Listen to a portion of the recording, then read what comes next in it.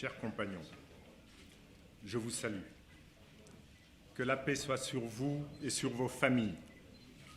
Que la paix soit sur le Sénégal et les Sénégalais, sur l'Afrique et les Africains, sur le monde et sur toute l'humanité. Mes chers compatriotes, mesdames, messieurs, je souhaiterais vous parler du Sénégal, notre cher pays, et je vous remercie sincèrement du temps que vous m'accorderez.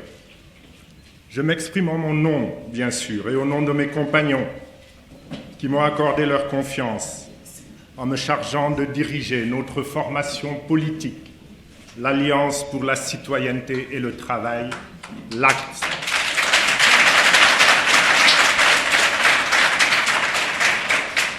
Je les remercie sincèrement. La confiance est un dépôt qui repose sur le respect de la parole donnée, la loyauté, l'intégrité et la résistance à toute tentation, d'où qu'elle vienne. Le respect de la parole donnée. Qualité importante, partout et en tout lieu. C'est encore plus vrai au Sénégal par les temps qui courent. La loyauté, celle qui n'est due qu'au juge suprême de façon absolue, Dieu, et qu'à l'autre juge, le peuple sénégalais. La loyauté sans concession à notre seul peuple est un des fondements majeurs de notre engagement. L'intégrité, autre qualité importante partout et en tout temps, c'est encore plus vrai en politique. Ce qui est au peuple reste au peuple. Notre mission est de le garder jalousement et de le fructifier et non de nous en approprier la plus petite portion. La résistance aux tentations. Résister est un devoir impératif. Que Dieu nous protège et protège tous les Sénégalais contre la tentation et les tentateurs. Pour ma part, chers compagnons, je prenais garde de ce dépôt et s'il plaît à Dieu, je le ferai fructifier.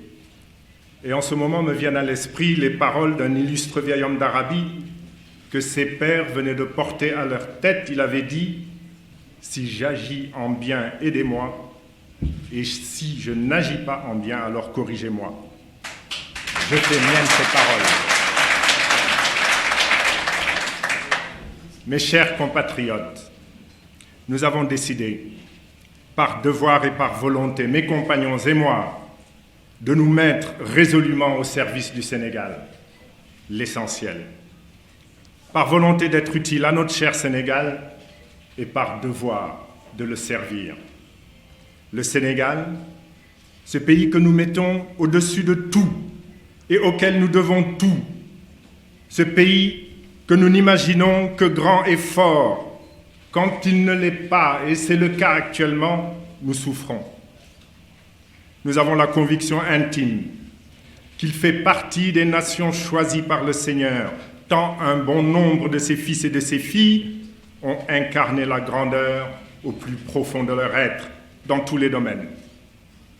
À cet instant, nous avons une pensée respectueuse pour ces illustres femmes et hommes qui ont fait notre histoire et nous prions qu'ils continuent à tout moment de nous inspirer.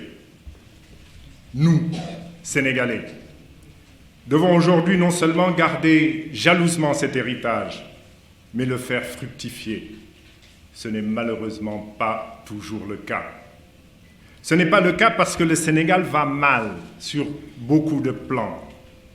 Comme beaucoup de pays d'Afrique au sud du Sahara, et malgré des avantages indéniables au moment des indépendances, tant sur le plan des institutions que de l'administration et des infrastructures, le Sénégal continue à figurer, à la fois étonnamment et logiquement, dans presque tous les domaines, parmi les nations les moins avancées du monde.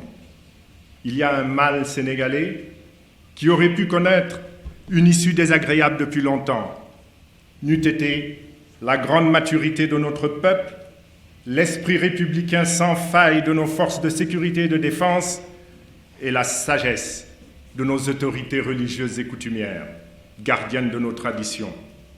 La politique, qui devait nous placer sur les rampes du rayonnement à tout point de vue, est malheureusement la cause principale du déclassement insupportable de notre cher Sénégal à tout point de vue.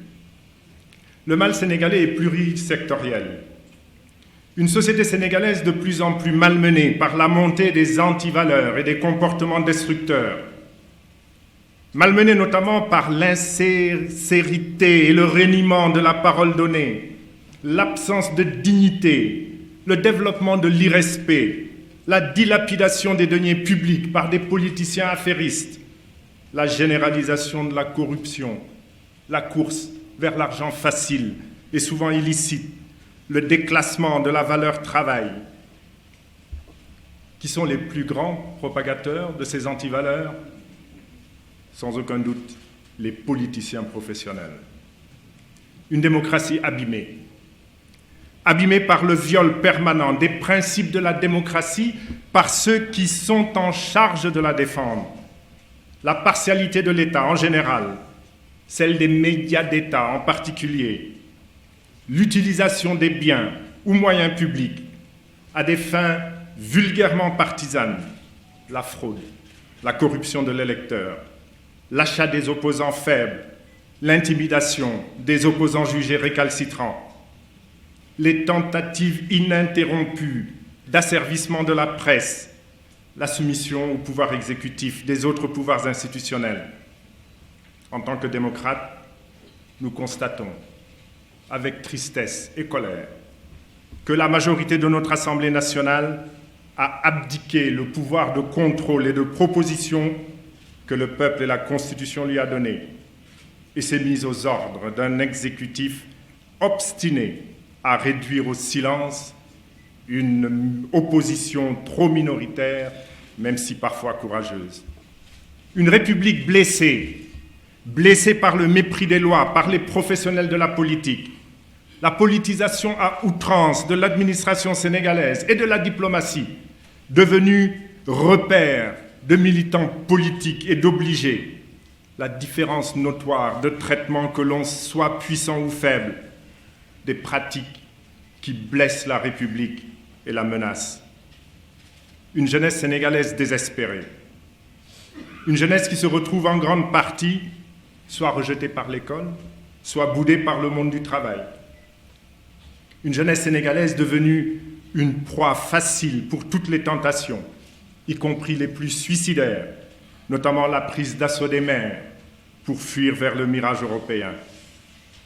Des pères et des mères de famille tenaillés par l'angoisse du quotidien, la peur dans les villes comme dans les campagnes de ne pas être en mesure d'assurer le minimum vital que l'on doit à sa famille pour pouvoir garder la tête haute.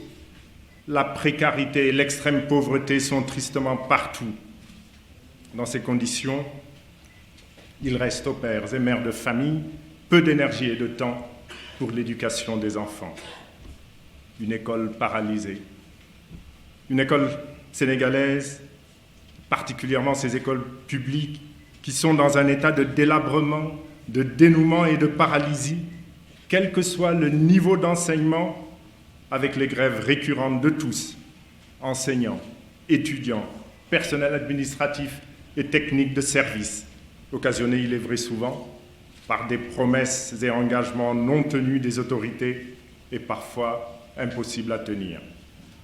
La politique du possible et la politique de la vérité sont pourtant de fortes exigences pour des dirigeants responsables. Un système de santé peu performant. Le système de santé sénégalais est plongé dans le dénuement, l'accessibilité insuffisante, l'indigence et les difficultés récurrentes de gouvernance hospitalière.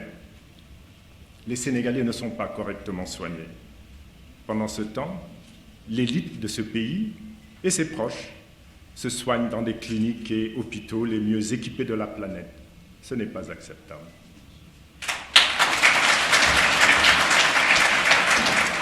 Une politique d'hygiène et de propreté invisible. Les problèmes d'hygiène et de propreté, sœurs jumelles de la santé, restent une des multiples plaies des villes sénégalaises et notamment de la principale d'entre elles, Dakar. Pourtant, ce que le Rwanda et Kigali ont réussi en matière de propreté, d'hygiène et d'ordre, le Sénégal et Dakar devraient pouvoir le faire. Tout est affaire de volonté et de gouvernance. Un monde rural dans la détresse. En dépit des déclarations d'autoglorification des autorités, les agriculteurs sénégalais vivent pour beaucoup dans un état de grande pauvreté et n'arrivent pas à assurer leur propre sécurité alimentaire et a fortiori celle du pays. Le Sénégal ne se nourrit pas. Une entreprise sénégalaise oubliée des politiques publiques. L'entreprise sénégalaise que tout prédestinée à jouer les premiers rôles dans l'Union économique et monétaire ouest-africaine fait preuve de manque d'esprit de conquête et stagne sur son propre marché national, faute de claires et efficaces politiques publiques de soutien aux entreprises et particulièrement à celles qui vont à la conquête des marchés extérieurs.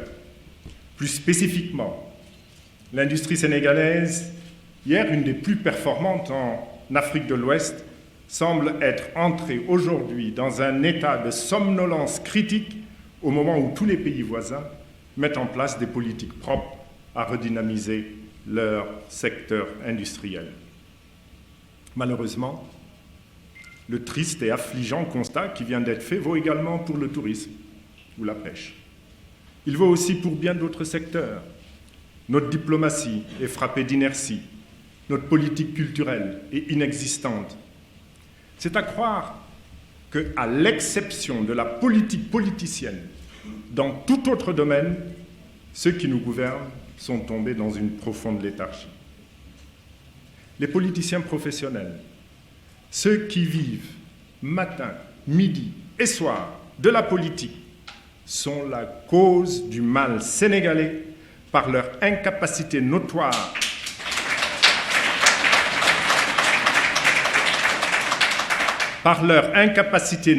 à transformer positivement la situation des Sénégalais. Pire, ils en sont la cause, par leur génie, à décevoir tous les espoirs et à tuer toutes les espérances. Aujourd'hui, ils sont dans leur grande majorité très discrédités. Ils le sont par leurs actes, leurs paroles et leurs comportements, qui participent à faire régner un climat de méfiance et de soupçon à l'égard de tout patriote désireux de servir utilement sa patrie.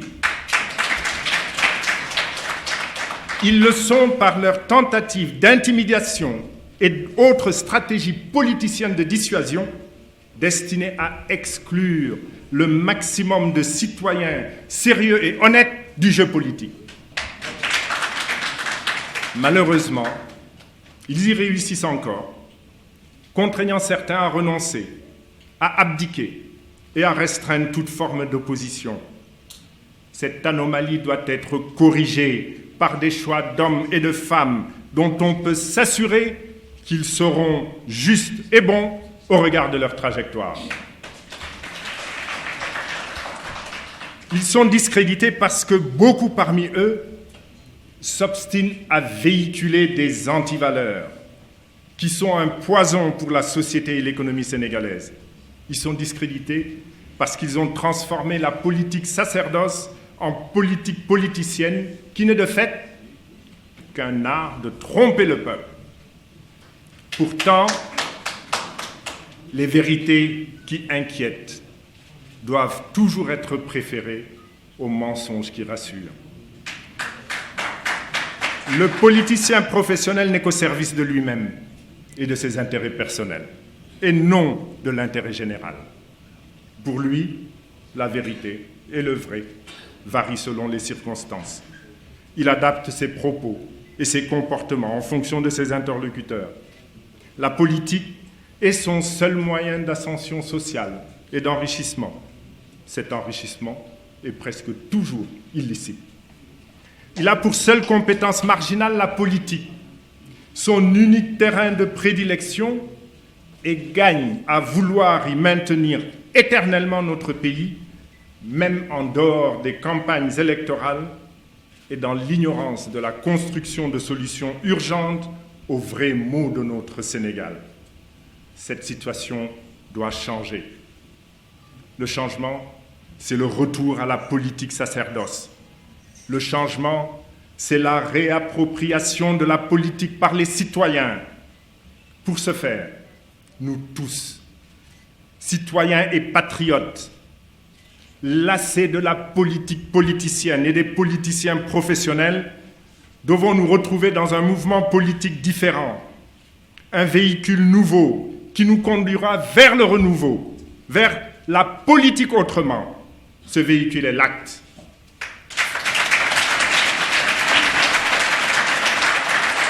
Formation politique que j'ai l'exaltante mission de diriger. L'acte entend conduire le changement. Elle entend le faire parce qu'elle se veut un mouvement politique différent, inaugurant un rapport sain vis-à-vis de la res publica, la chose publique. Différent parce qu'il veut refonder la politique par le bas, en rassemblant les patriotes et les citoyens qui ne se reconnaissent plus dans les partis politiques traditionnels. Différent parce qu'il refuse la politique comme profession et comme moyen d'enrichissement. Il refuse qu'on puisse devenir milliardaire ou millionnaire par la politique. Différent parce qu'il entend mettre fin à la fonction politique comme sinécure, faveur ou teranga. Différent parce qu'il entend restituer à la politique, qui est charge à assurer et mission à assumer, toute sa dignité pour le seul intérêt du peuple et non celui d'un parti ou d'un leader. La patrie avant le parti, slogan de campagne, n'est malheureusement resté que cela. Pourtant, nous avons été nombreux à y croire. Différent parce qu'il promeut la politique sacerdoce. Différent parce qu'il refuse la politique comme foire d'empoigne, comme compétition de ruse, de mensonges, de calomnie et de diffamation. Différent parce qu'il promeut la politique comme une compétition loyale entre des visions, des programmes et des projets politiques. Différent parce qu'il fonde son action sur des valeurs républicaines fortes, la primauté de l'intérêt national, la sacralité du travail et de la compétence, le bannissement de l'achat de conscience et le respect de la dignité humaine en tout lieu et en toutes circonstances. Différent parce qu'il considère le travail comme la seule et unique voie qui mène les nations comme les individus à la prospérité. Dans notre pays, le gouvernant doit être pris pour ce qu'il ne devrait jamais cesser d'être, c'est-à-dire un serviteur et non un maître. Les dirigeants doivent le comprendre, les citoyens doivent l'exiger. Ces convictions forgent l'identité de l'acte dont la devise résume parfaitement l'esprit. Travail, éthique, espoir, Sahal Diouf, car sans travail et sans éthique, l'espoir est vain et toujours déçu. Les chantiers du changement qu'entend conduire l'acte sont de deux ordres. Le travail préalable de refondation et le travail de transformation durable. Le travail préalable de refondation porte sur la reconstruction de notre démocratie et de notre République.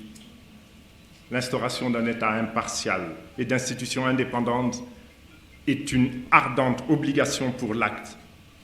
Un État impartial, c'est-à-dire un État ayant le souci obsessionnel d'assurer à tous ses citoyens l'égalité de traitement et l'égalité de chance.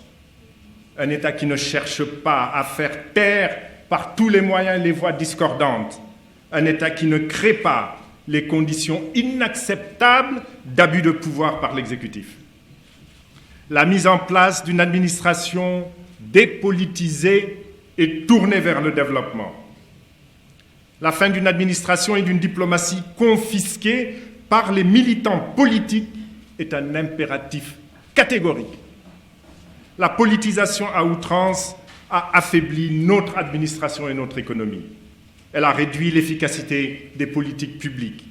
Il faut que cesse sans délai le spectacle affligeant de directeurs généraux puisant dans les caisses de leurs agences ou entreprises publiques pour distribuer faveurs et prébendes à leurs militants ou délaissant leurs bureaux pour battre campagne sur ordre parce que tout simplement le maintien à leur poste dépend aujourd'hui plus de leurs succès électoraux que de leur performance de manager. Troisièmement, une fiscalité au service des politiques économiques et non livrée aux caprices et vices d'une classe politique démesurément et indécemment dépensière. La mise en place d'une fiscalité juste, plus simple et libératrice des initiatives à la place d'une fiscalité injuste et étouffante pour le salarié, le consommateur et l'entreprise est une des principales voies vers le renouveau économique. Le travail de transformation durable portera sur le retour aux valeurs positives de notre société, par la promotion d'une citoyenneté suffisamment habilitée à faire fonctionner le système démocratique en délibérant utilement des affaires publiques, par l'affirmation que la souveraineté et la citoyenneté restent les bases essentielles du politique. Une citoyenneté non plus comprise comme l'appartenance à une communauté ou la soumission à une subordination humainement dégradante à une autorité, mais comme force vitale au service de la collectivité pour le bon vivre ensemble. Une citoyenneté qui ne se définit plus seulement en termes de droits et de devoirs, mais surtout ancrée dans une responsabilité respectueuse du bien commun et une intégrité enracinée dans le culte de l'intérêt général. Par la promotion des valeurs d'humanisme, de dignité, d'intégrité et de respect, susceptibles de permettre à tous les citoyens de pouvoir jouir de leurs biens et de leur travail. Par la construction d'une solidarité effective d'existence, celle qui traduit la reconnaissance due aux retraités qui ont mis leur vie active au service de la nation, celle qui n'oublie pas ceux qui sont frappés par le destin et les accidents de la vie, celle qui porte une délicate attention aux plus fragiles et aux plus vulnérables d'entre les citoyens. Par le retour à la valeur travail, à l'esprit de responsabilité, au respect de l'autre, à l'éthique et au patriotisme, comme voie incontournable vers la transformation durable du Sénégal. Ces valeurs sont celles du nouveau type de citoyen qui devra émerger dans notre pays parce qu'il sera passé des modalités de la citoyenneté à la citoyenneté modèle.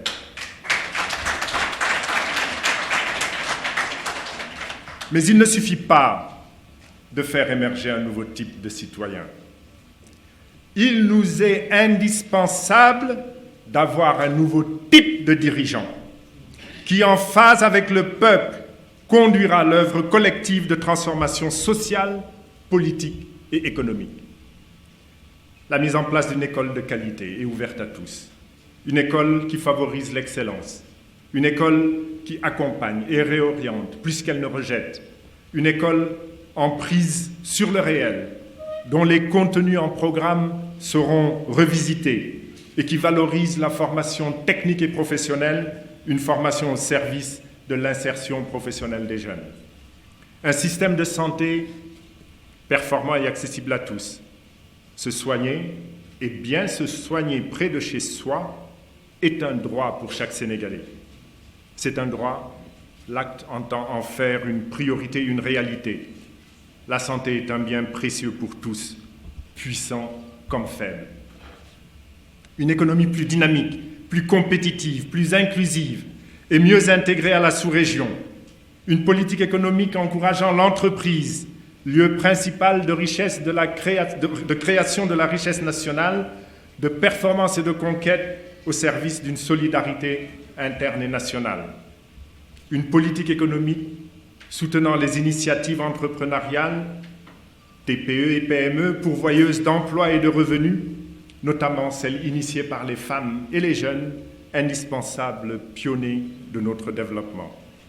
une politique économique au service de l'intégration économique régionale, une politique économique soucieuse de la préservation de l'environnement et du cadre de vie et prenant en compte les intérêts des territoires, une politique économique qui concilie harmonieusement l'économie de marché, aujourd'hui voie universelle, indiscutable et indépassable, et la justice sociale qui protège les plus faibles des accidents et chocs que réservent les cycles économiques et la vie.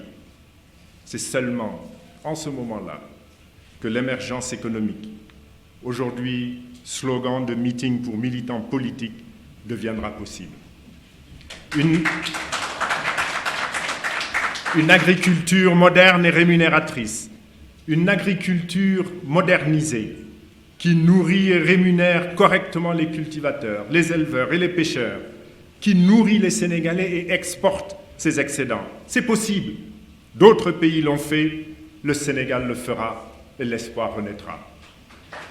Une industrie performante et conquérante, une industrie créatrice de richesses et d'emplois, non plus de rente, mais qui saura naître à partir de notre artisanat, fer, bois, cuir, orfèvrerie, confection, etc., et de notre agriculture. Comme d'autres pays dans notre région et ailleurs dans le monde, le Sénégal le fera. Un secteur minier porteur de véritable développement, un secteur minier porteur d'une industrialisation structurante et non de la malédiction des matières premières, un secteur minier apporteur de bien-être pour les générations actuelles et futures, et non confisqué par quelques intérêts particuliers. L'acte le mettra en place. Une politique environnementale responsable, c'est-à-dire soucieuse de préserver la planète, notre maison commune, celle de ceux qui nous ont devancés et de ceux qui nous suivront. Le développement est un impératif, il ne se marchande pas, mais nous nous construirons du mal-développement qui serait un crime contre les générations futures. Une politique culturelle plus inclusive et plus rayonnante. Une politique rendant l'art et la culture accessibles au plus grand nombre, mettant en valeur la diversité culturelle et artistique du Sénégal, promouvant toutes les formes d'art et de culture, tant à l'intérieur qu'à l'extérieur du pays, favorisant davantage la création des œuvres de l'art et de l'esprit et développant les pratiques artistiques. Le sport comme facteur d'éducation et de santé pour le citoyen et le rayonnement pour le pays. Promouvoir la pratique des activités physiques et sportives comme facteur d'épanouissement personnel et élément de santé publique. Promouvoir le sport de masse en le faisant renaître dans les quartiers et les écoles. Soutenir le sport d'élite lorsqu'il participe au rayonnement international du Sénégal. Une diplomatie indépendante, porteuse de paix et plus attentive aux questions africaines. Une diplomatie sénégalaise retrouvant son rayonnement et œuvrant pour la paix dans le monde à partir d'une bonne analyse des enjeux et défis géopolitiques contemporains. Telle est l'ambition de l'acte. Une ambition profondément soucieuse de la maîtrise des facteurs de vulnérabilité sécuritaire. La sécurité humaine impose aux leaders politiques une responsabilité de protéger contre toute menace, d'où qu'elle vienne et quelle que soit sa nature. En résumé, l'acte entend bâtir une société sénégalaise réellement démocratique et républicaine, conciliant l'économie de marché et la solidarité et la justice sociale, œuvrant pour l'intégration africaine et la paix dans le monde. Nos idéaux rejoignent ceux de la social-démocratie.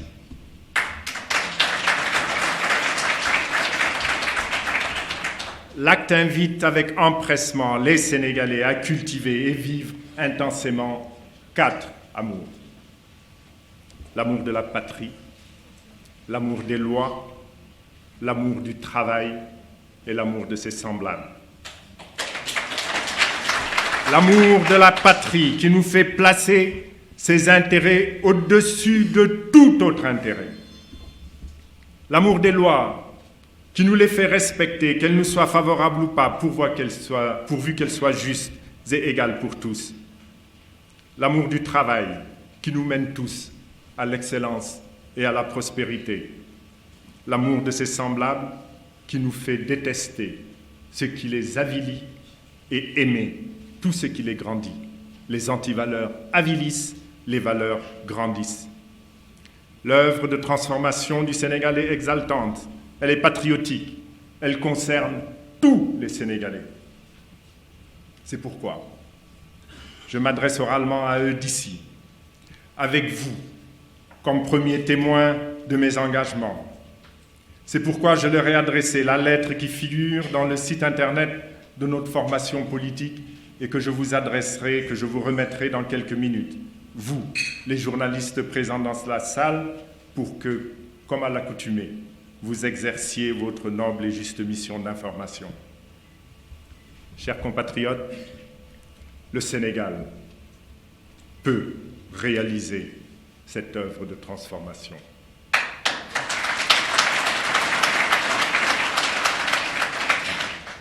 Les citoyens, les patriotes et l'acte le feront par la volonté réformatrice et l'action créatrice portée par l'énergie des consciences citoyennes.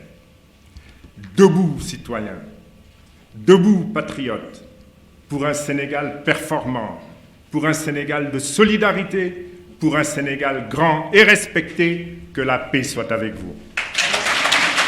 Lerel.net, s'informer en temps réel, site d'information exclusive numéro 1, www.lerel.net, un nouveau look de Lerel.net, une valeur sûre du journalisme en ligne, 12 journalistes, des reporters sur le terrain, dont des anciens éléments, des renseignements généraux pour les investigations, des enquêtes fouillées, des reportages chocs et une rubrique People riche en infos, sans oublier la Web TV.